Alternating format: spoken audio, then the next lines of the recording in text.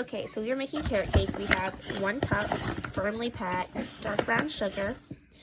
Then we're going to add 2 cups and 1/2 of flour. Okay, there we are. Now we're adding 1 teaspoon of baking powder, 1.5 teaspoons baking soda, 2 teaspoons of cinnamon, and 1/2 teaspoon of ground nutmeg. And now what we're going to do is we are going to stir it together with a spoon. 1 cup of granulated white sugar. Mixy. Now we're adding 1 cup of vegetable oil, 1 cup of butter. Also, it's 1 stick of butter. Okay, so we're just going to combine it with the electric mixer until it's all together. We're going to add 4 eggs, but we're going to do 1 at a time. Oh, well, 2 at a time, I guess. That's what we're doing. So, yeah. Okay, let's add our other 2 eggs. Okay, and I'm running 1 tablespoon of imitation vanilla. You could do regular vanilla, but I just did imitation because that's what I had on hand. Okay, and now we're going to add 3 cups of carrots. Now we're going to combine them. So let's combine them all up, and then our batter will be ready. Okay, so now we have 2 9-inch lined cake pans with parchment paper, and they're greased and floured. So now I'm just going to scoop in the batter between the pans. Okay, so now that I've got it evenly in the pans, we're just going to spread it out nice and flat. So, yeah. Okay, so now I've got them both spread out pretty flat, and now we're going to put them in the oven for like 25 minutes at 350, and then if they need more time, we'll give them more time.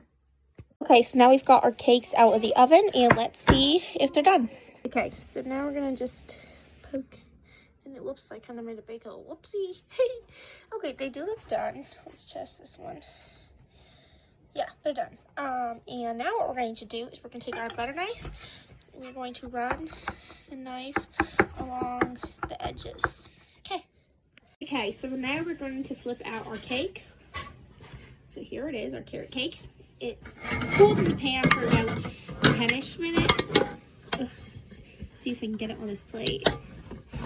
Okay, so now we're going to just flip it out.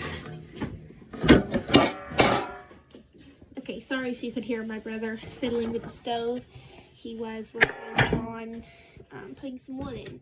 We have a little cook stove, which we use, a big cook stove, I guess you could say. So there's the 1 cake, and we're just going to see it hot. We pulled off the parchment. It came out really nice slick in the pan.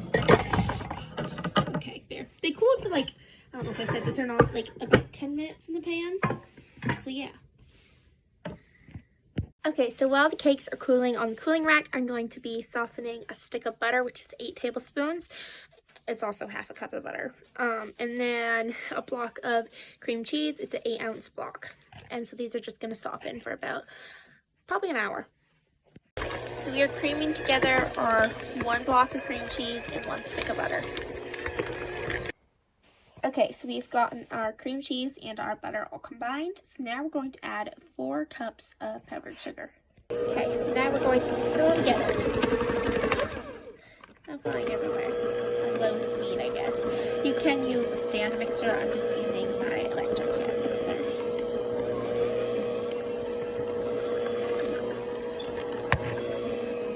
When it gets to here, I'm going to add a little bit, like a teaspoon of vanilla extract.